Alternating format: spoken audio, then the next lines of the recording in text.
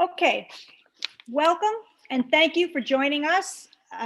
Tonight, we'll be recording tonight's proceedings where it will be available online for future reference.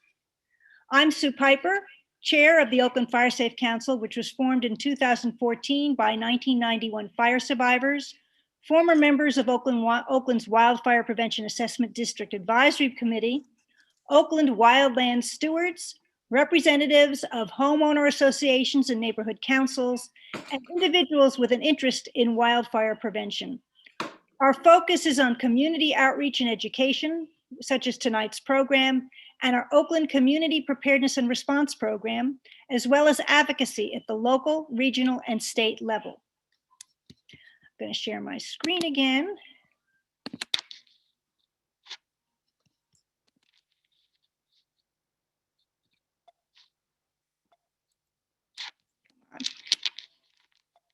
Why isn't it not moving? Okay, so tonight's program is on home hardening. We have a little bit of an overview, and Sheryl Drinkwater will give her presentation. We'll answer some questions.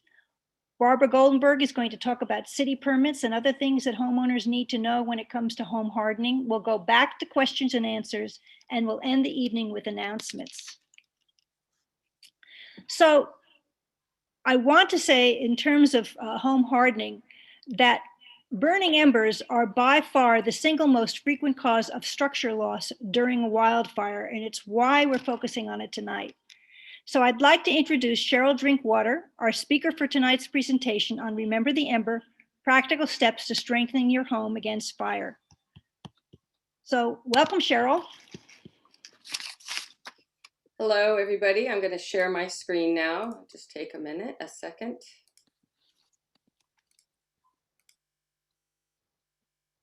So everybody can see. You can see my screen? Yes. Great. So thank you very much, Sue, for inviting me to present. And also thanks to Doug and Jen for your assistance. Besides being a registered architect, I'm also a volunteer safety assessor with the State Office of Emergency Services. Along with other professionals, we assess buildings after disasters to determine if they can be safely occupied. After my two disaster experiences, I started to immerse myself in the subject of home hardening.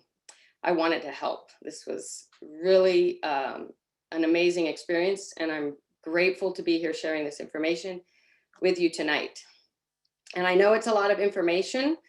We have the question and answer period. We also have this recorded. This is only going to be about a 20-minute presentation. And we're going to hear a lot about embers, as Sue just mentioned. If a fire is coming towards your home like this, get out. Even with a hardened home, be prepared, have situational awareness, and evacuate early. Wildfires are inevitable.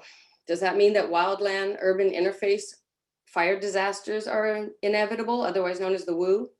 WU fire research has shown that homeowners can create ignition-resistant homes to prevent community wildfire disasters. And how is this possible? Our homes can be an emotional topic. Home maintenance and fire risk. I mean, how comfortable are you with this whole situation? And why don't we do enough? There's no deadline. It costs too much. There's a perception of risk. It won't happen to me. I'll do it later. You know, it already happened to me. My house already burned down. It won't happen again. Can any of you relate to this? You can take action to give your property the best chance. Reduce your risk. You will have to take some risk, but make small to large changes to reduce hazards. Start with one weekend. Life safety, of course, is the priority. Give yourself enough time to take what is most important to you and get to safety. And I just wanted to show you this map on the right. When I was up in Paradise and we were doing the inspections, this is a map from CAL FIRE that we had on our tablets. And this is just one neighborhood in Paradise. And as you can see, all those red dots are houses that were destroyed. And on this particular snapshot, there are only 2 houses that are black, which means no visible damage, and 1 that is green, which means minor damage. When I was in Paradise, we saw a few different outcomes. We saw a small number of homes that showed no damage. There was minor damage to landscape structures like here, as you see here, but these homes fared better because they were built to newer codes and the vegetation also was not as established. Evergreen trees can survive wildfire. These trees are less vulnerable to embers, but they can ignite from the ground due to ladder fuels, which is vegetation under the base of, at the base of the tree near the ground. Tree spacing and the slope of your property are also factors in how fire impacts your property. So much data is being collected and research done by CAL FIRE and other agencies on how to improve the survivability of a home. And this chart just shows that homes built after 2008, over 50% received no damage. As Sue mentioned, research shows that risk to your home is likely to come from flying embers or firebrands. And these are just like little coals that are going to be flying through the air in mass, similar to this image. But anyway, home ignitions result from conditions that are local to a home. A home's ignition vulnerabilities in relation to nearby burning materials principally determine the home ignitions. This area of the home and its immediate surroundings is called the home ignition zone. And this is an image of a fire lab that some people may have heard of Steve Quarles and Jack Cohen. They're kind of the leaders in this research. And they take this warehouse and they build structures inside the warehouse. And then they have these fire cannons where they just inundate these structures with firebrands. And then they study the effects. So the home ignition zone. There are 3 types of exposures that lead to ignition: windblown embers, radiant heat, and flame contact. Windblown embers can ignite your neighbor's home, other structures, and then in a chain reaction, increase the risk to your home. Annual inspections are important, like by the city, but you must address your own property year-round, and not just for yourself, but also for your neighbors and community. And this illustration is showing the 3 zones that many have heard of by now. But that zone 1 is kind of where we're focused tonight. It's the 0 to 5 feet. And this 0 to 5 feet is all that many of us have for our side yards and possibly our front yards. This area will be the focus of a new standard in 2023 to have that area be cleared of fuels. So it's time to take action, remove ladder fuels, dead overcrowded plants, and mulch next to the house that is right up next to the house. Reduce dry fuels near structures, fences, and trellises. Replace flammable or old decks, fences, and gates, and use fire-tolerant plants. So home hardening. We can't all just rebuild our homes to be fireproof, like this one by a local firm in Davis called Indigo.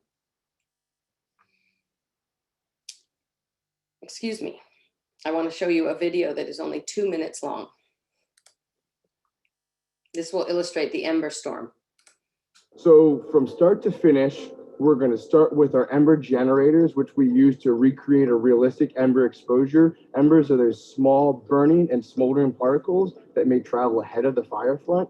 And what we do with our generators, we create the realistic exposure, and in our wind tunnel, we're able to throw them at a building. And then we have a building that has 2 sides to it, a good side, which uses wildfire resistant construction, and what we're considering a typical building that we would see in a wildfire prone area.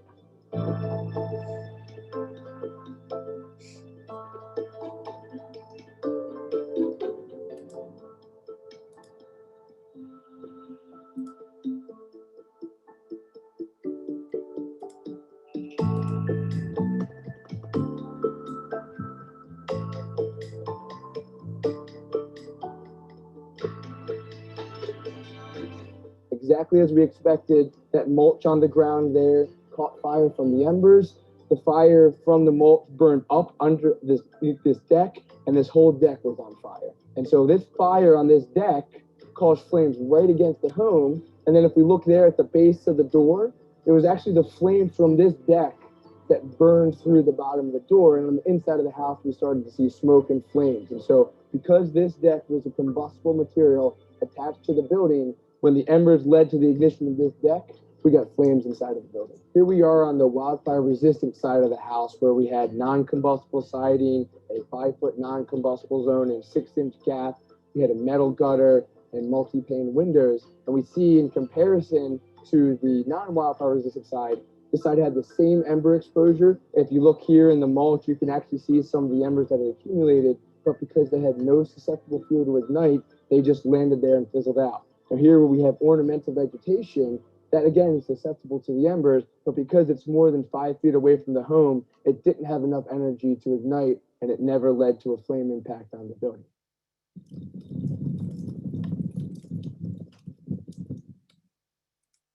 So from start to finish, we're going to start with our ember generator. Okay, so everybody can see my screen again, I hope. My next part of the show, the slideshow, is to show you home components. And I'm going to do this in 2 different ways. The first way is through a cost tier sort of structure, and then I will go into those areas in a little bit more detail. So cost tier 1, have situational awareness. Look up weather reports, watch the weather, be aware of red flag warnings. Sign up for alerts, AC alerts in Alameda and other county alerts for family in other counties, or if you live in another county. Clear items around your home. Remove debris off of your property. Now, I just want to point out that this first half of this list does not cost a lot of money or any money. These are things that you can do anytime or all year round, or hopefully you're already doing them. Make small repairs to your home and garage. Install new address signage near the front of your home or driveway for fire responders. And I just added this today after watching a video. We are all aware probably now of automatic gas shutoffs. But if you don't have an automatic gas shutoff valve on your gas meter, at least have a wrench near your gas meter and know how to use it. Cost tier 2, roof maintenance and repairs, complete before fire season. Openings in walls should be sealed. Foundation vents should be screened. Roof, fence, and deck, make modifications to harden. Tree canopy trimming. Branches should not overhang your roof within 10 feet of horizontal distance. Eave vents, screen or install a closed eave system. And wall to roof or deck connection, replace with ignition resistant materials. Cost tier 3, replace window and skylights with dual paned and tempered glass. Replace roof with approved metal or comp shingle, clay, or concrete tiles. Replace siding with ignition resistant material. Replace deck with your deck, especially if it's in disrepair, with ignition resistant materials. Install a fire suppression system. And this is typically a life safety feature that is installed on the inside, although there are exterior sprinklers as well. If your home is in the WU or city fire zone, you may be required to make these changes if you apply for a building permit. This is to bring your property up to current fire code. And the good news is many of these retrofit projects are ones you can do this weekend. So now we're going to go through with more illustrations and some detail. So property maintenance.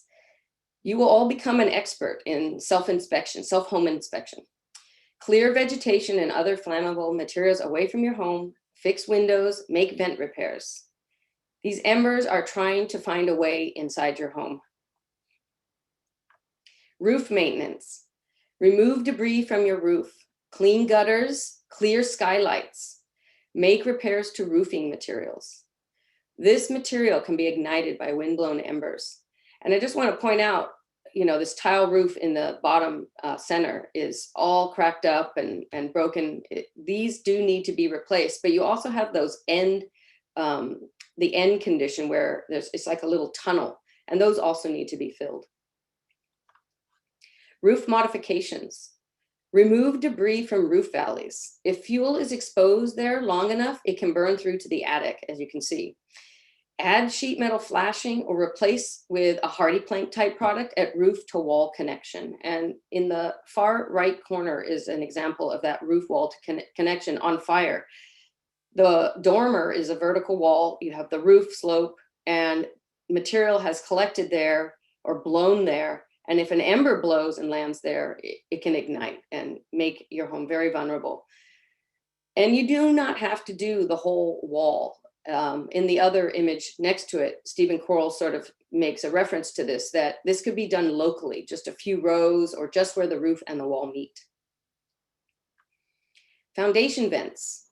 So screen your crawl space vents or use approved venting products designed to catch embers before they enter your crawl space. The center photo is just a typical screened foundation vent. The bottom left is a specialty fire screen foundation vent. It has both a screen and a baffle. And then the top right is a Vulcan vent, and they have a line of products that have a variety of features. And one of them is an intumescent coating that they apply to the screen. And if it is exposed to heat, it will swell up and kind of close it off. So it's kind of a one-off, I guess. And, you know, the jury's sort of still out on this product, these kinds of products, because we don't know how long that intumescent coating lasts. And so something that you need to actively investigate. Eave vents can make your home vulnerable to windblown embers. Screen open eave vents with wire mesh, or retrofit your eave with a closed soffit to reduce embers from entering the openings in your attic. So these vents are designed to create airflow to remove moisture above and below your home, but they can draw airborne embers inside and ignite combustible material, especially if you store things in your attic or your crawl space. And the top three images there are just showing the different types of eaves. The first one is an open eave, and it shows the joist bays from your roof with the venting in between each bay. They may or may not be screened. And then the second image is a soffitted or closed vent. And then the third image is a closed vent, but has a strip vent, a closed eave. And then the third is a closed eave with a strip vent that is screened. You also want to fill gaps around your utility penetrations, such as hose bibs, with a waterproof caulk. Walk around your home and garage and repair or fill any gaps at trim, siding, and vents. Wall horizontal connection. So add sheet metal flashing or replace with fiber cement siding at the lowest course or row of siding. And so that would be that gray area literally in the bottom center.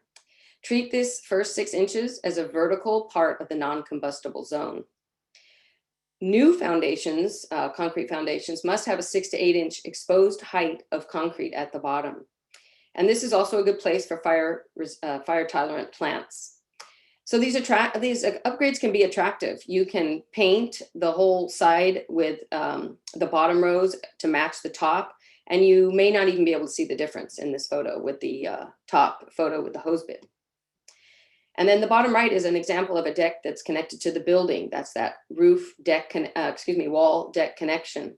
And in this example, there's metal flashing that has been installed for that first 6 inches to sort of buffer the wood decking from the siding or the vertical wall. This also happens to be a common flashing detail just to prevent water intrusion where your deck is connected to your house. Fences. Use non-combustible fencing within 5 feet or where it is attached to the home. Keep open and clear of debris. A more open design makes it more difficult for those windblown embers to accumulate at the bottom of the panels or at the bottom of the posts and then ignite. And this top center photo is of, the deck of what not to do. The wood deck with the wood trellis, overgrown vegetation. This is making your whole home vulnerable. And the bottom two images on the right, the center on the right, are fences that are a little hardened. One is a metal, metal framed fence with a mesh, and the bottom right is a bamboo product that is also used for decking, you'll see. But here it is used as a fence, and this has a fire rating. Dual pane windows and skylights. Vinyl windows and single pane glass are the most vulnerable and can fail. Good options are dual pane windows. Even better is to do dual pane and a laminated glass or a specialty glass assembly. Even better is dual pane and tempered glass. And tempered glass is often the code for people who live in a fire zone. You can also go farther and install an exterior metal window shutter. And also, I just wanted to point out that many of these window products that we're buying these days are clad on the outside with metal or fiberglass. And these window upgrades all buy you time, and they also save on energy costs. New skylights in the Woo are required now to have an 1/8-inch metal mesh screen. Roof replacement. A Class A rated roof is required for new roofs in the Woo. There are many options depending on the style of your home or budget. A wood shake or shingle roof, even if it's treated, is not allowed for new roofs in many California communities. Examples of Class A roofs are concrete and clay roof tiles, approved metal roofs like the one in the bottom left corner. It's a standing seam metal roof. And then fiberglass asphalt composition shingles, otherwise known as comp shingle roof. It has to have a Class A rating. And there's a lot we can go on. We could talk a lot about this particular area of home hardening. If Stephen Quarles thinks this is one of the most important, if not the most important upgrade you can make. Siding. Fiber cement siding resists moisture, pests, and will not ignite when exposed to direct flame. Fire can burn untreated wood and melt vinyl siding products. It is the ability of the whole wall assembly to confine a fire. So siding material is a really important factor in the protection of your home. Again, it buys you time. And these two images are showing, hardy plank type product, if not hardy plank.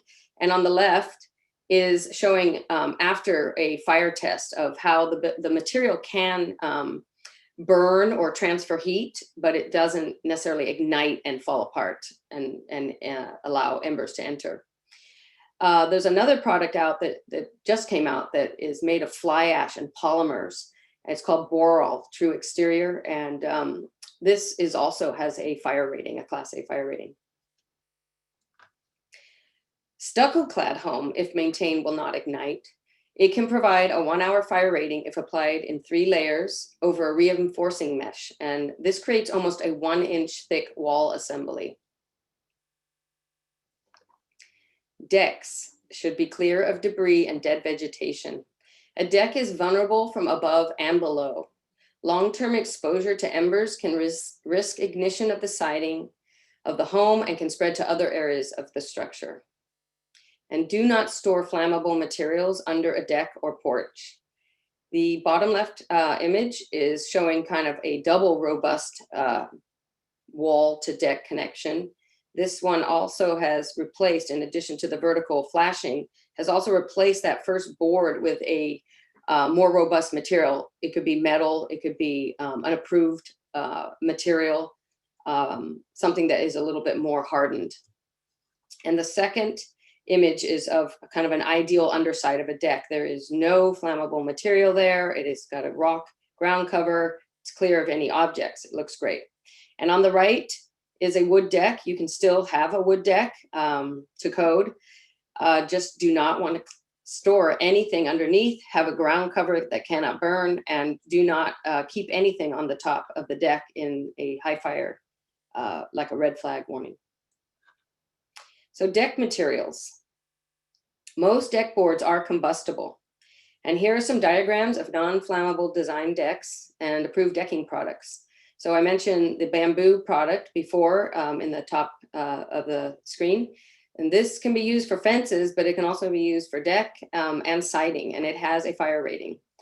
And on the top right is a built-up fire retardant waterproof membrane roof that is often used for the Fire Zone 2. This deck is in Fire Zone 2 of Berkeley, and it has a metal lath layer, which gives it a Class A rating. And then we have Trex decking, which most have probably heard of by now. And then we have 2 diagrams that are showing sort of more hardened decks using a variety of materials. So the one in the center is uses light gauge steel, and then has a built-up decking that is topped with tile and also has stucco wall and even a little piece of flashing there at the wall to deck connection. And on the far left is a wood frame deck using pressure treated wood, and then has a aluminum decking, which is going to be non-combustible. So now it's time to make a plan, and you have many options on where to start. You can start here. This is the Oakland CP&R guides. These are on the website, which we will provide.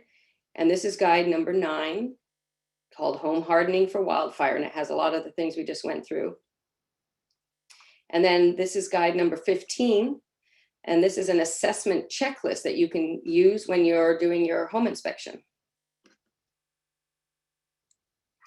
And here are some more resources that we will also put in the chat, and they will also be in the follow-up email after this presentation that will come out in a week or two. It will also have a recording of this presentation. And now I believe we are going to do some Q&A.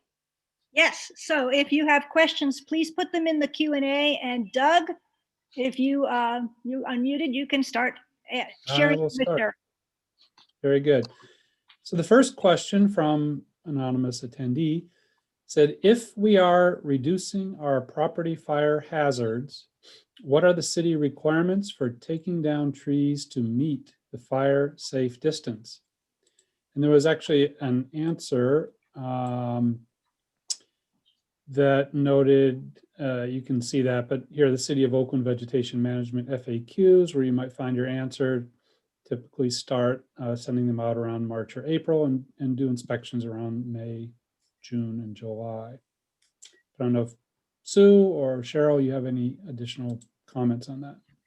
Yes, you need to make sure that you have 10 feet of clearance next to any of your structures. That's including the wooden fences. That was new last year. The fire department says, well, try for 10 because they realize you may not be able to do that. You can have things that are growing, but they have to be well maintained, well irrigated, and you have to have them spaced. But there shouldn't be anything touching the side of your house. And on terms of the top, you have to have 10 feet of clearance above your roof. And what we suggest is, that you make sure that there's spacing between your trees. The rule of thumb is that you have 2 times the height of the tree as the spacing. So if you have a 12-foot tree, then you should have 24 feet between that tree and the next one. Or shrub, same thing, because you don't want to create a wall of fuel for fire. Plus, the other thing you need to do is, of course, make sure there are no ground fuels. And so not only the once a year during the inspection or before the inspection, but all year round, you need to make sure that you're raking up the ground fuels. Yeah, the only thing I would add to that would be to consider the terrain, the slope of your property. That will change things a little bit. Okay. Next question. Is an earthquake gas valve the same as an automatic gas valve, shutoff valve? If yes, how would it work in case of a fire? Good question. So the recommendation for the gas when you're evacuating your home, so this would not be something that you would do just today, right? You wouldn't be shutting off your gas. But if you were in an active situation where you were getting ready to leave your home, the fire department is now recommending that if you evacuate, to turn off your gas. It's common sense in a sense, but so the reason I mentioned the automatic shutoff is I thought that may come up because that is code now for gas meters and not everyone has one. Most importantly, that message was about have a wrench near your gas meter and know how to turn off your gas. When we start. But I've learned that if you have the earthquake one, if you take that wrench and gently tap your earthquake one, it'll turn it off. You don't have to screw around with it. Just digging or hitting it with a shovel nearby. Yeah, that's a great idea. It doesn't know whether it's an earthquake or a wrench. Yeah, so jostle your earthquake emergency shutoff valve and it will shut off your gas. And that is something, I've been learning a lot about home hardening and, there's sort of active measures and there are passive measures. We are focusing on passive measures this evening, but that would be an active measure, just to be clear. Thank you. The next question from Margot. Please say more about the bamboo fire-resistant material that is suitable for fencing. Okay, I have not used it on any projects yet, but I was visiting the local lumber yard and saw it. And I did some research and it has a fire rating, so it would be approved if you live in the WU or a fire zone. It would, it has a list test, you know, it's been tested to have a fire rating. I think it looks really attractive, but I cannot give you very much information other than to jot down that name, Mosso Extreme X, and look at the website. And I could try to find it before the end of the session and throw it in the chat. Thank you. Next question from AJ. What about a foam flat roof with solar panels? How flammable is that? You said a foam flat roof. So you have foam as an insulation over a built-up roof is what I'm assuming that means. If it is flat with solar panels. Mm-hmm. Yeah, I mean, I don't know what the efficacy of solar panels are right now. I mean, I think they are probably doing some testing on that. It's a great question. You just want to make sure from the passive measures that we're talking about right now is that that roof is clear of any pine needles or leaves or any objects, you know, and inspect it. Go up there and take a look at it, make sure it's draining properly. Since it is a flat roof, they're usually sloped slightly to a drain. Make sure that your scupper or drain, or, you know, if you have a gutter on that particular type of roof, it's not that common, to just make sure it's all in good working order. Great, thank you. The next question that is actually from Jane regarding the presentation, and we'll answer that offline, but thank you, Jane. That's a great comment and suggestion about captioning these sessions. So the next question regarding home hardening is from Anonymous. Have you any experience with early outdoor fire detection systems like IQ Firewatch? I don't personally have any experience, except that I'm noticing that they're popping up. You know, there are a lot of people who want to get in on this home hardening and homeowner protection, and it's going to keep happening and evolving. I would just say do your homework. If you want to rely on someone else to kind of protect you, that could be, you know, get into tricky territory. And, you know, maybe it's in addition to doing a lot of your own home hardening features. I would just say do your research and get as many sort of referrals as you can. References, rather. I'd like to add in there that it depends on the service, but if you're thinking that you're hearing that the fire is coming, that's too late for anybody to come in and do anything other than you're there and you do it before you leave. And it may not be mentioned here, but I have heard many questions about a product that people can spray on your house to protect you, but it doesn't last forever. So, you know, it's not like one and done. So as Sheryl says, you've got to really do your research. Doug, I can say a little bit more about the fact that you brought up foams and gels and things. That is another area that is coming out like gangbusters. There's a lot of people proposing that, some doing both, right? We'll come and gel your home or foam your home. You know, these are sort of last minute, as you said, measures. These are, you don't want to be in that situation. You want to be more prepared and start doing things earlier. Again, I mentioned Stephen Quarles because he's sort of the most knowledgeable person that I have met on this subject, and I've learned a lot from him. And the problem with things like gels is it has a lot of water in it and it evaporates immediately. So it is very temporary as a fire protection. And then foams are similar, but they use less water. They also have a lifespan. So it's not something you just spray your house and it's protected. Again, it's something, if there's it's an active measure. If something is happening, fire is coming, and you only have a little time to, you know, take some prevention for your home, to protect your home. Great, thank you. The next question from Anonymous. For homes on stilts and with a reinforcing shear wall, are there recommendations? So a home on stilts, so a sloped lot, at some point, I'm hoping you have some connection to the ground.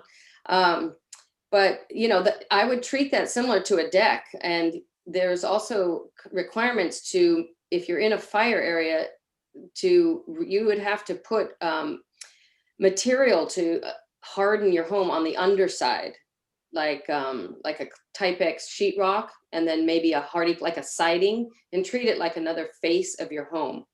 And also whatever those stilts are made of could be hardened.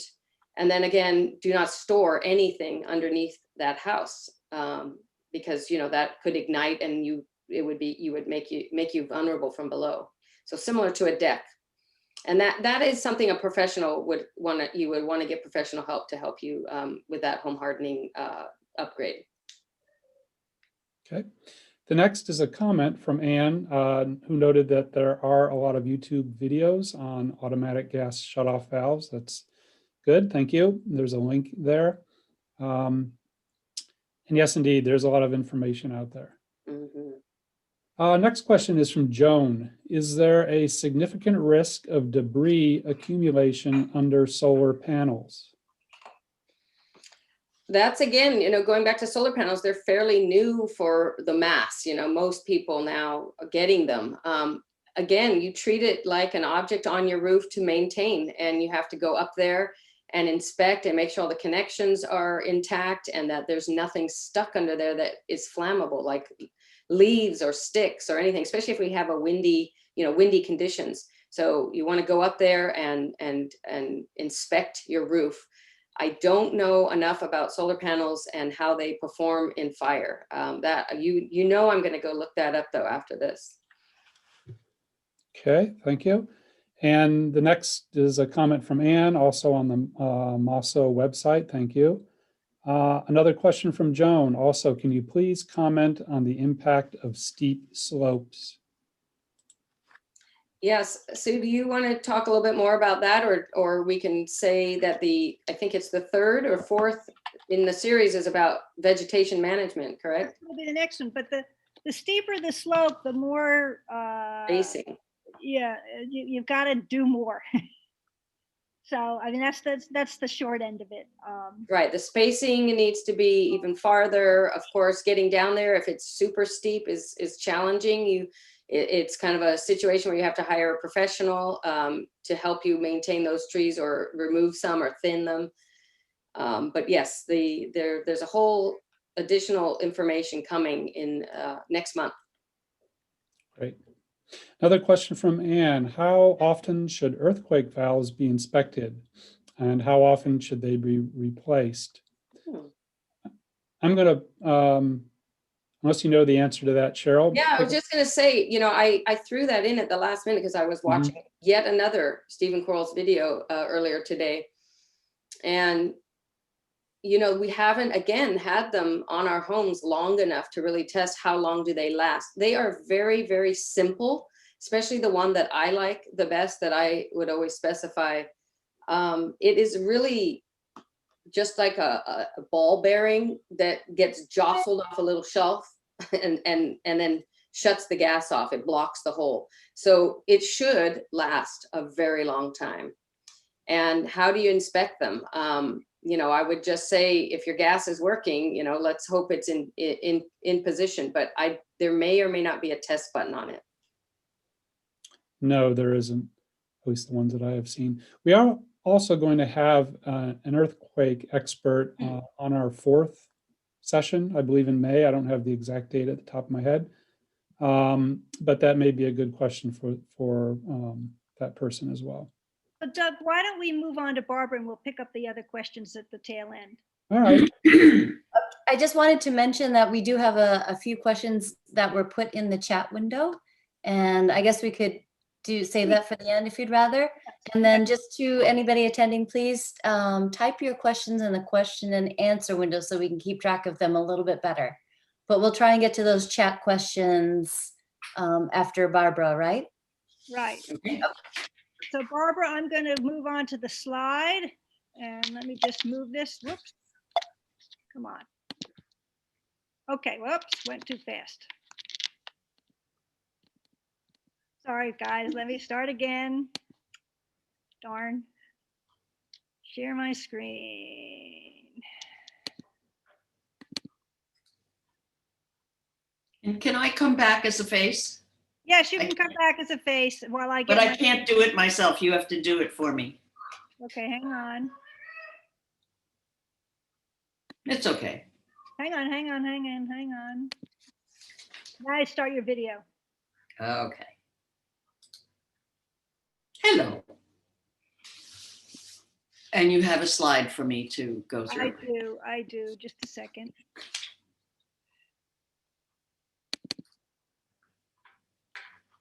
Hi, folks.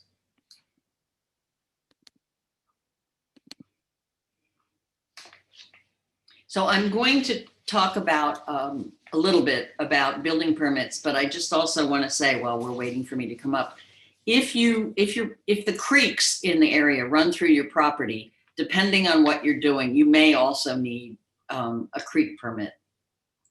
And I'm not going to cover it because very few of us have a creek running through our property, but it does, the city website's very, very good on creek permits.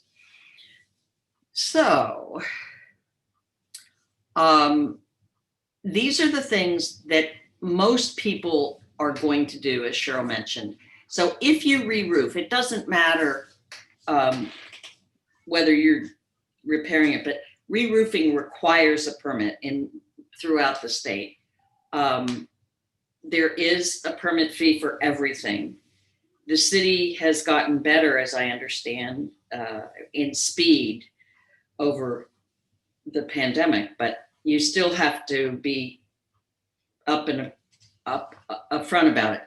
If you're hiring either an architect or I shouldn't say either, an architect and or a contractor, they probably are going to be quite proficient at applying for your permit, but you need to be careful if you just are finding roofing contractors and they don't bring up the permit. If they, replacing windows, Sheryl talked about as being a really important thing to do.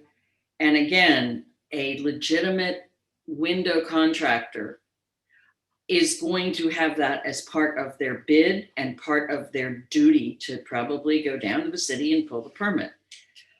Very few of us replace windows on our own.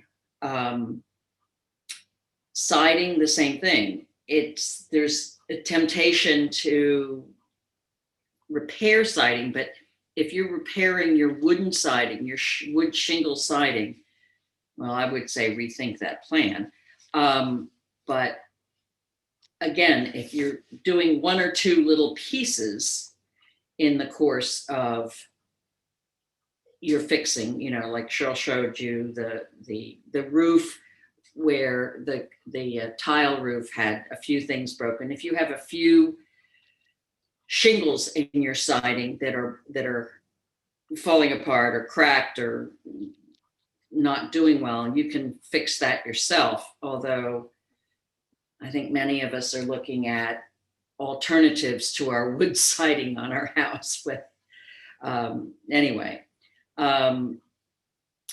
Decks, decks and fencing. I mean, I'm very much in favor of rethinking how my decks are. I've replaced, for example, one of mine with flagstones. So it's now on the ground. There's nothing under anything. It's flagstones. It's not going to burn. It makes a great entrance against my sliding glass doors. I still have one redwood deck, small, partially over a pond, but I put it on my to-do list to replace it somehow or other. And I probably talk to Sheryl about what I should do with it. But I will need to go, even if I figure out how to do it myself without a contractor, and get a building permit.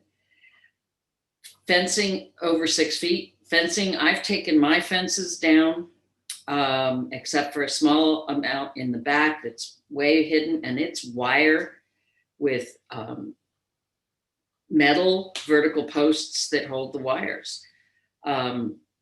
It's as long as it's under 5 feet, you don't need a permit to replace it.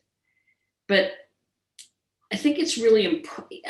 We tend to think that the permits aren't that important, but they are, because if you're going to sell your house, you are going to have to prove that you had permits for the jobs that were done. And I don't know what the time period is. I mean, I've been in my house 38 years and I'm, 36 years ago when we did some things, it wasn't a big deal to get a permit. But it's important because what it does is prove that the job was done safely, because the city comes out and inspects at certain important places. So if you're doing any electrical work, for example, they will come after the electrical work has been done to make sure it has been done properly. And then they will at the end find what they call final the job and check in and say, yes, what you plan to do has been done. It's within building code. It is as safe as we know how to make it at this time. There was a question earlier about tree permits, and there is also a very good section of the city's websites about tree permits. And basically, there's eucalyptus don't need permits to take them down, the blue gum eucalyptus. Monterey pines, they require that you apply for a tree permit so that you can have species confirmation. Many of us call everything a Monterey pine, but they're not all. And the Monterey pines are exempt from fees, as I understand it, but not from applying for the permit or putting them on notice. And then they're very special things. If you have oak trees, as I do, that literally are within 3 feet of the house, as far as the trunk, what you have to worry about is the crown. And so the best advice for a tree like that, which is really old and got a very large trunk, as I understand it, is that you get the crown thinned out and cleaned up so that you don't have any dead and dying material in the crown of the tree. I will now take questions if I can answer. I am not an inspector or a permit. Oh, there are new laws that talk about what's going to happen when you go to sell your house and when there is construction. The first one, well, it deals with what the sellers and the buyers get so that we know what to do. And it's as of January or July, it's phased in a little bit, and then 2025. Documentation that our home is in compliance with defensible space regulations. I do not know yet what the city is going to do to be able to provide us with that documentation, and whether the last you passed your inspection is going to count, or whether we are going to have them come out at the time that the house closes. The idea of having to provide a list of sellers' disclosures about what can and must be or must be done, and what has been done. I don't think there's any, the documentation of that is yet to be developed as far as I know. Questions? So now we can go back to questions. So Doug, if you want to pick up the questions, and maybe we'll start with the ones in the chat and then go back to the ones in the Q&A. Sounds good. Jen? Do you want me to read the ones in the chat? Yes, please. Okay. Blue. Okay. So this is from Jennifer, who asks, do you all have recommendations for things that can be done to harden homes that have shingles? Wow. Just, until you could potentially replace some or all of those shingles, if we're talking about untreated wood shingles, just be a really diligent inspector and go through. I think there was another question also about that. Somebody has an aged siding that has gaps, and you need to go through, even if you plan to replace it, do it now because we don't know when this can happen to us, right? It's going to happen when we least expect it. So I would go through and just try to really maintain this siding as best you can under, whatever resources you have. And be really diligent about that 5 feet, and I'd probably, if I had shingles, make it more than 5 feet away from the house, Good with point. literally nothing in there. You Yeah. know, I'd be really hesitant for anything except concrete plants.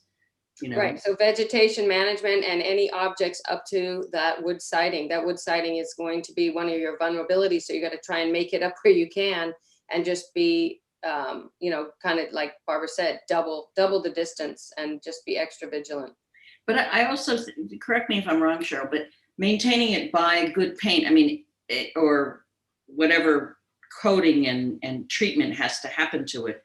If it's, you know, 40 years old and really dried out and cracking, that's way different than if it's been replaced recently. And you do inspect it and make sure that the gaps aren't greater, that things haven't warped, you know, so you can tighten things up.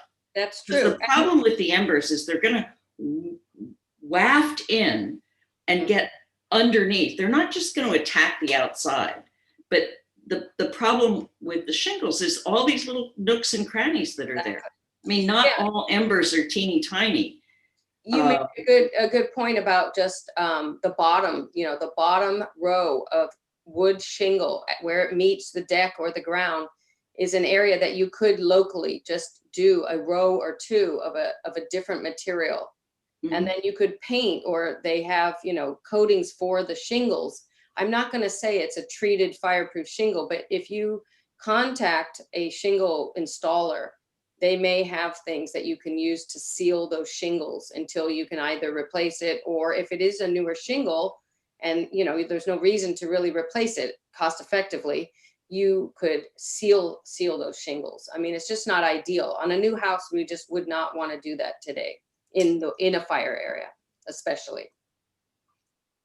And the next question piggybacks on to what we've been talking about. Tamia says, I have some old wood siding that has a lot of cracks where embers could lodge. Obviously, the whole thing needs to be replaced with fire-resistant siding, but in the meantime, does it make sense to fill the cracks with a fire-resistant caulk? I don't know if there's fire-resistant caulk, but you do need like a waterproof caulk. And yes, you should do it. It's a good project for you to get really, you know, acquainted with the condition of your home. And, you know, hopefully you can someday replace it. And that is what I mentioned, this question kind of associated with the wood shingle one. You know, you need to be extra vigilant, have extra defensible space, and just do not have anything that could, you know, alight, and give yourself the best chance. Okay. Bob wants to know, if trying to do a property-specific home hardening assessment, are there consultants or advisors you could recommend? There are companies out there. I would like to actually become one perhaps someday. Like I said, I'm immersing myself in home hardening, and may be able to answer some questions for folks. But there are companies out there that are now starting to specialize in this type of work. And a lot of them are, you know, former firefighters, home inspectors, people that have been doing that kind of work already. But I don't have a specific recommendation. So is that something that eventually we could put on the Oakland Firesafe Council website? Yeah, we'll have to see. We don't normally recommend. We may list that people would, but you always have to do your homework. And Right. As with anything, there are lots of people who think it's a great opportunity to make a little money, and you need to make sure that they're vetted. Exactly. I mean, there are a lot of us that think, you know, if we think back to when I first bought my house, 38 years ago, there were no inspections. It was, you know, caveat emptor, buyer beware. And as the home inspections became, some of them mandatory, I guess there were termite control things, but mandatory before you can sell a house, and others customary.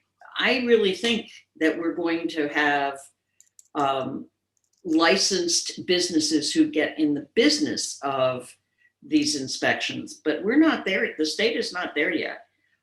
If you're going to require it to sell, you're going to have to not have charlatans out there In the meantime, if you go to the Oakland CP&R website, we do have the checklist of the kinds of things that you should be looking for home hardening. And even if you hire somebody, you know, caveat emptor, you need to be a pretty savvy homeowner. You got to know what you're looking for, so make sure you're not being taken. So that's a good place to begin. Uh, Go ahead. Barbara, did you have something to add? No, I was going to say next question. Oh, next question is, Sue wants to know, will insurance get involved in fire hardening? Perhaps an inspection and a decrease in premium for those who pass. I'm Sue? going to answer this one because this is happening, but not fast enough. The insurance commissioner is in the process of recommending some legislation that tightens it up. But the insurance companies aren't quite there yet. So it's not something that's going to happen right away. They have to have a consistent set of standards, and that's in the process of being established. And right now, the only insurance company that I know that does anything along these lines is USAA, that gives a discount to homes that are in FireWise USA communities, which is a thing that we promote through Oakland CP&R. And basically, it's an organized neighborhood where the neighbors agree to do an assessment of the defensible space and the home hardening of not only the homes, but the areas around the neighborhood. That plan gets approved either by the fire department or CAL FIRE, and then they have a 3-year plan to tackle it. And if you are certified as a FireWise community and you have USAA insurance, they give you a discount. The hope is that not only would there be a decrease in premium, but more importantly, that the insurance companies won't flee the town, as we're hearing so many people are getting dropped by their insurance. So it's a work in progress and process, but it's not here yet. And I also understand that the super high-end premium insurance companies like Chubb, what's the other one, Amica, that will come out and assess your property before they'll insure you. And excuse me, that your premiums will be based on what they ascertain, and whether they give you advice or not, I don't know, because I don't have a property that merits super high-end insurance. And just to, if you want more information on insurance, disaster insurance, we're having our session number 5 of the Savvy series in May is all about insurance. The date on that is May, is the last Thursday in May. I don't remember which one. And so there are no more questions in the chat, but Lots of questions in Q&A. Doug? yep, let me just say that Nathan did answer, one of our attendee, Nathan, said there is absolutely fire rated caulking. As a GC, we use it all the time for sealing penetrations in rated walls. So thank you, Nathan, for that. So I'm sure a Google search on that will give you more information. Yep, and just to that conversation continued, I don't have a recommendation for that. I think of that as, you know, like for blocking, fire stop, sealant, as I mentioned. Again, that is not just the, you know, caulk it and leave it. It has to be installed properly and maintained. Thank you, Cheryl. That's it for me. Okay, Doug. Oops, Doug, you're Going back to the Q&A. So we have one from Roland. What is the rule on 70-foot trees from house and each other? Depends on what type of tree. You know, the trees have to be limbed at least 6 feet up. If they're near a structure, you have to have separation between the structure and the branches that are on that side of the house. So you want to have at least 10 feet.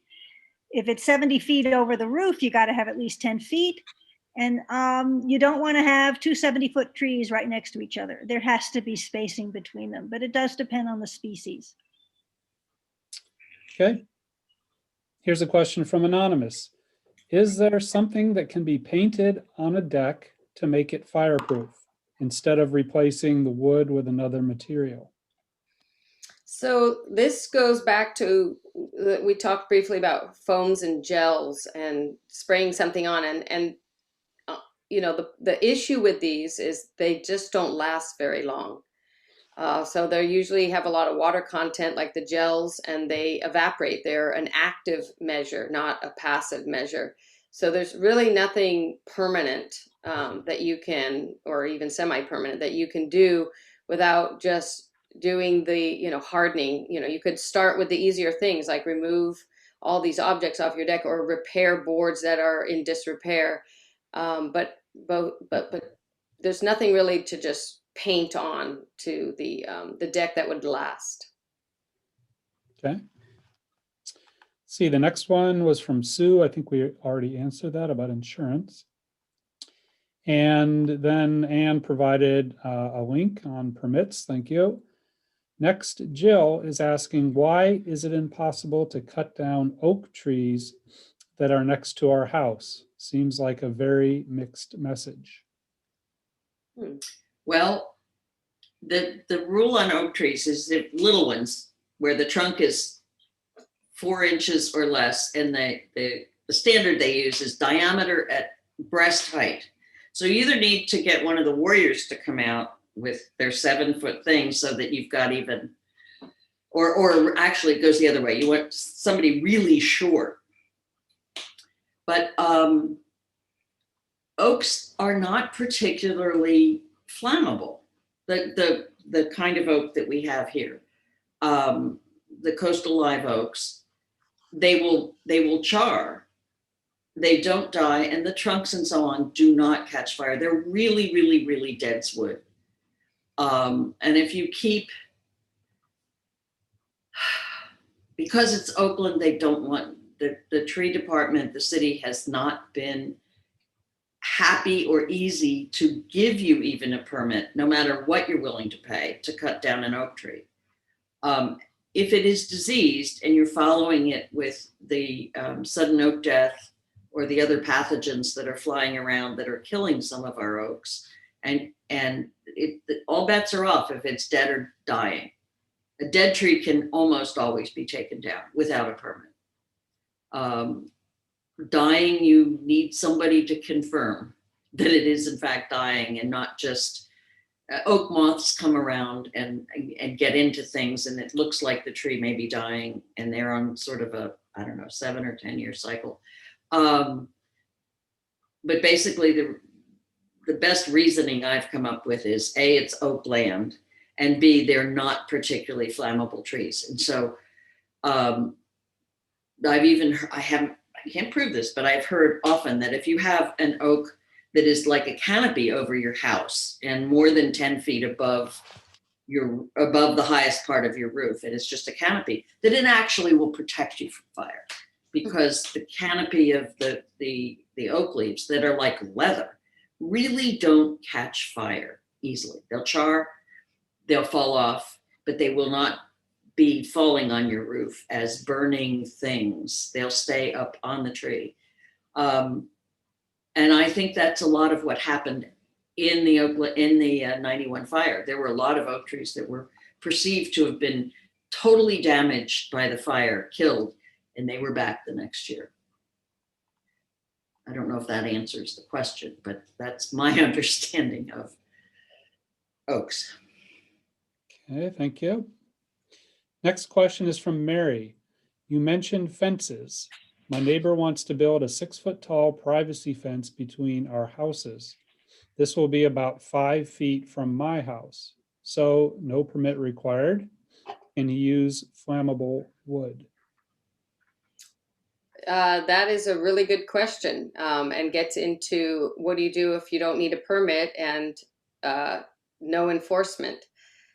So if you are in the woo, I would try to talk to, try to talk to your neighbor about, sort of educate them or send them information and try to illustrate the potential risk that a flammable wood fence would do. But if it is not connected to your house, that is sort of the main thing. Maybe you can have a conversation with them about it being a more open design at just the bottom, or I don't know what the conditions are at the site, at the property, but maybe it's more open at the bottom and it's selective privacy, and that you could perhaps educate them on materials and how it connects near the house. I mean, 5 feet from your house is that zone 0 to 5 feet where you do not want flammable, say, gates and fences attached to your house. So it's not like it's right up against your house. I mean, again, there's always risk. You don't eliminate risk, but you're trying to reduce risk.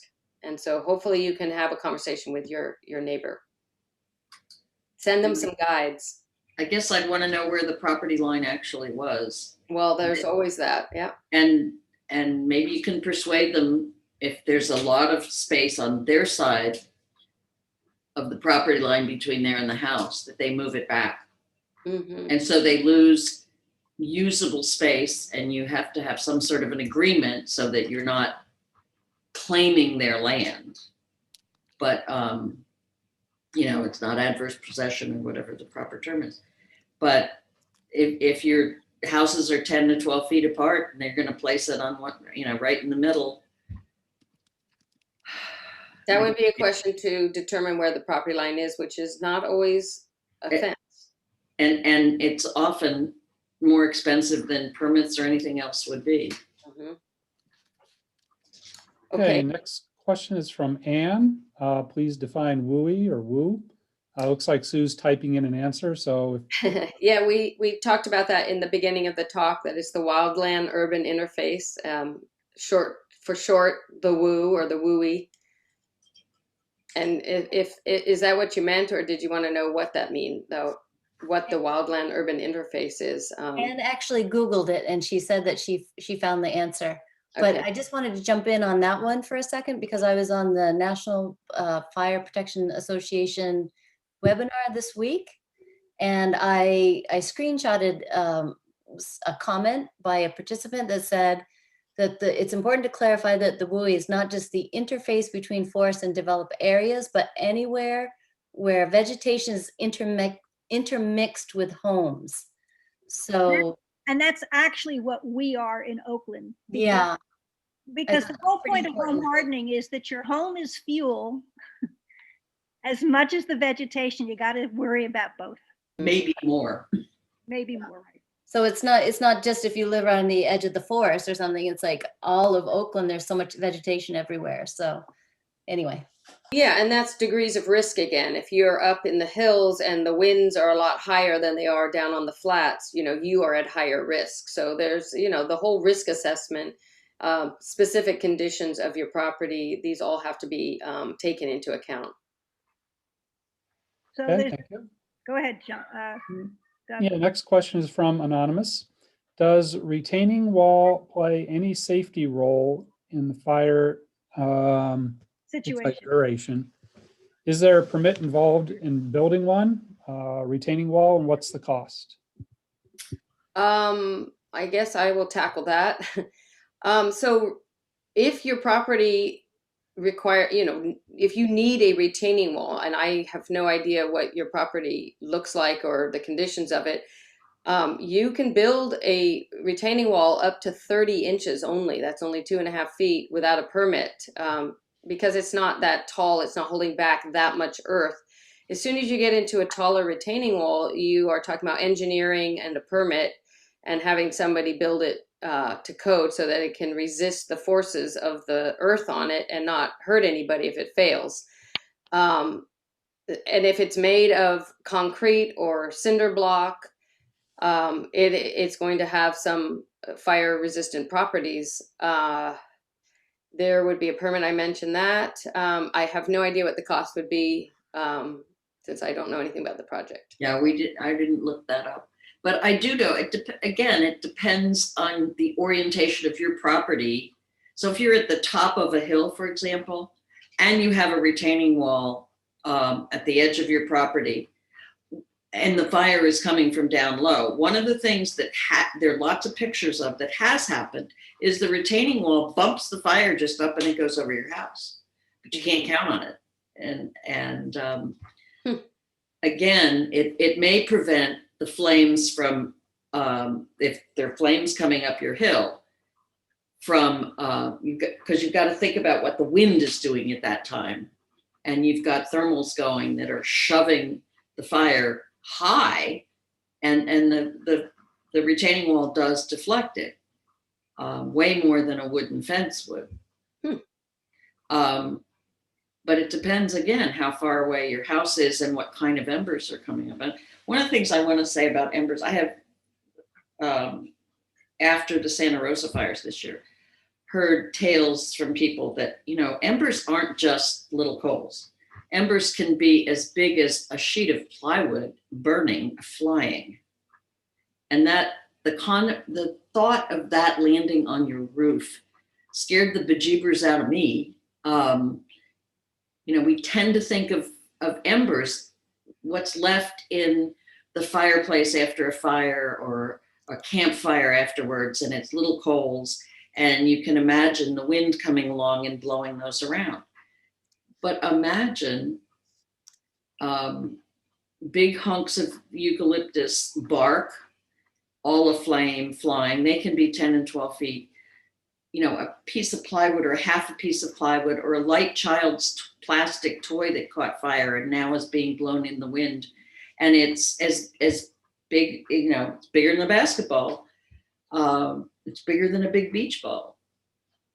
And that's what you have to also drill in when you start thinking about what's going to land on my roof. It's not just little charcoal, briquette size embers or smaller. Okay, next question from Chris. My home was built in 1951. The exterior surface is redwood shiplap siding, 12 inches wide, boards running horizontally. The siding is completely painted and kept up. Do I need to worry about replacing all that siding? I saw that question, and you know, redwood is actually has some, you know, properties that can resist fire. And if you are maintaining it and keeping it painted and checking it, I don't think that's your focus for home hardening. You may have other projects that you should start with. And I don't know, you know, maybe your windows need to be brought up to be upgraded to dual pane, or the roof. Take a look at your roof. You know, some of the other bigger things before you were to replace all that beautiful, well-maintained siding, because I think that is not, your vulnerability is not the siding itself. It's just all those other things we talked about, the connections between different materials and the fuels that may be around your property, like the vegetation or the dried fuels or objects on your deck, for example. So I would start with a different project and not worry. No, I would not replace all that beautiful siding. You could never get that back. Okay, thank you. Next question from Joan. Where can we find information on the rules for overhanging branches from a neighbor's property? Who bears the financial responsibility for removing branches? So this sounds like you. Technically, things that overhang your property are your responsibility. But the problem is, if you have a neighbor's beautiful tree that's overhanging your property, if you want to get into a big argument real fast, cut down their branches. And work with your neighbor. You have to work with people. Right. So you've got to go back, and what I recommend is, if you want it off your property, you can offer to pay for part of it, but it's their tree. They want to cut it properly, and you want to cut the branches back to the trunk. You don't want to just hack the ends off. You want to get it properly pruned or trimmed or maintained. And maybe it's a good time to start a good discussion in the neighborhood about shared responsibilities and what has to be done. But you don't need permits to trim back trees. I think. Well, coast live oaks sometimes coast live oaks have some permitting in some agencies, or at least a review. I think Oakland, you know, if it's less than a third of the overall, I think it's a third of the overall size of the tree, you don't need a permit to trim anything. So, but unfortunately, these are things, and we all know cases of intransigent neighbors who just have their intentions, but you got to try. And I have found good stories of people who can overcome by offering to share, even if it's only 10%. The of other the thing cost. is you can, the next presentation next month is on this upcoming inspections, and you should raise the question then. But as your house is being inspected, if you can alert the inspectors that you've got a problem, in defending your house, but it's the neighbor's vegetation that's the problem, they can often at least have a little conversation. We're going to take a couple of more questions and then we're going to wrap this up. Yeah, we actually have one more question, which is good, from Anonymous. What to do about very tall redwoods sandwiched between hillside houses built on steep slopes? Homes 10 feet apart or less with a tall tree living between them. Well, First, the original developers. you got to maintain them. I guess that's the thing. So definitely, even though they may be beautiful with the long limbs hanging down low, you got to limb them up. Mm-hmm. You got to make sure that there's space. In this case, I'd limb them up more than 6 feet. Limb them up 10 Absolutely. feet. Mhm. And make sure there isn't a branch hanging over the roof.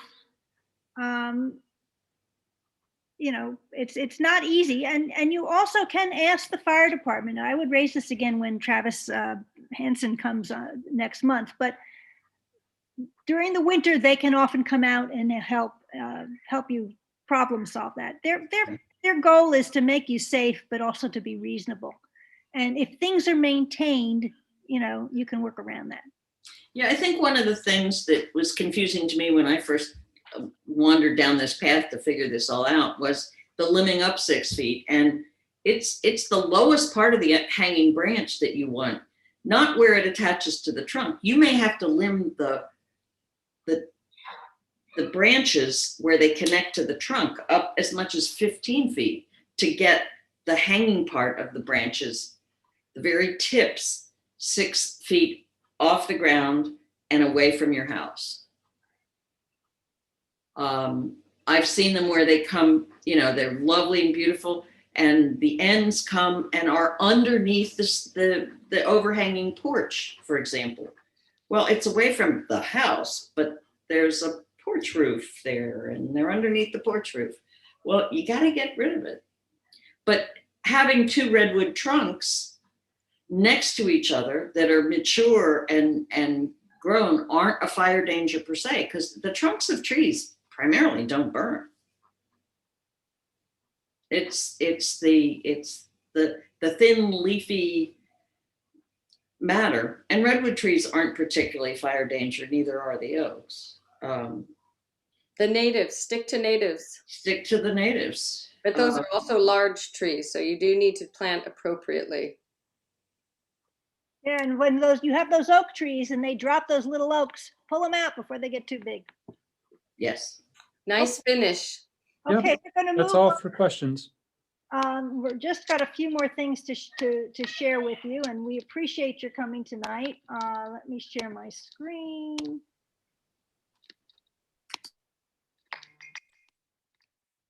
So we just want to let you know that for those of you who live in Montclair, there is the Montclair Neighborhood Council meeting in March, on March 4th, and you can find out more about it by going to their website. And the Oakland Firesafe Council has a meeting in March, and if you go to our website, you can find out more about it. You're all welcome to attend.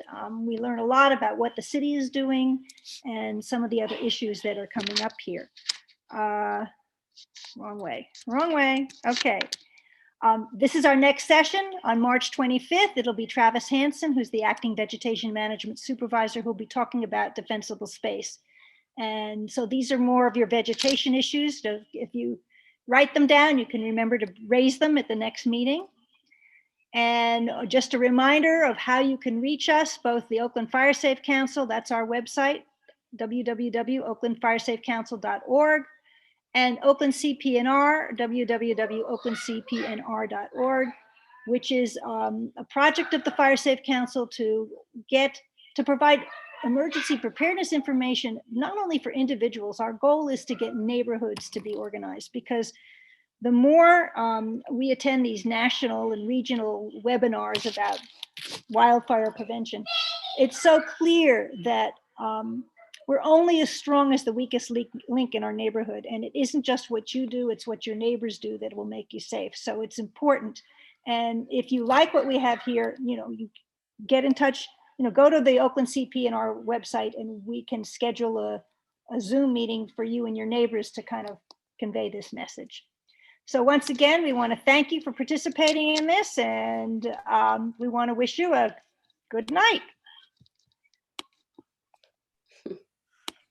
Hey, if I could, before we sign off, I just wanted to share on behalf of the city of Oakland, their town hall that they're having this Sunday and upcoming Tuesday, discussing the local hazard mitigation plan and also their core program, the CERT program. I'm just going to put the link up there, and highly recommend attending if you can. In our latest newsletter, we wrote about the survey that they're conducting about local hazard mitigation. And there's that. And you can, if you follow that link, you can see the dates of the next town halls and the agenda and the Zoom link for that. Doug, do you want to say anything about those, the CERT training? Yeah, no, except that, yeah, if you attend either one of those upcoming sessions from Oakland, you will learn much more about CERT, and what was previously core is now the CERT curriculum that is just starting in the city. And the city will be accelerating CERT training throughout the rest of the year. It's a small class that's going on right now. But again, this is the former core disaster preparedness and response training that the city offered, and it's now FEMA's CERT program. So you'll learn about that from actually the manager of the CERT program if you attend either one of those Oakland virtual town hall sessions. Sunday and March 9th. Okay. Well, thank you, Sheryl and Barbara, for being our speakers, and thank you, Jen and Doug, for keeping us moving. And I especially want to thank all of you who took time this evening to participate. Please make sure that you sign up, you register for the next one. I know it's a little cumbersome, but in order to get into these Zoom webinars, you have to actually sign up with Zoom. But we'll be sending you information on the link on how you can do that. And if you like these, please pass the word on to other people, because the more people who know, the safer we'll be. So thank you, stay safe, and good night. Thank you. Thank you. Bye-bye. Good night.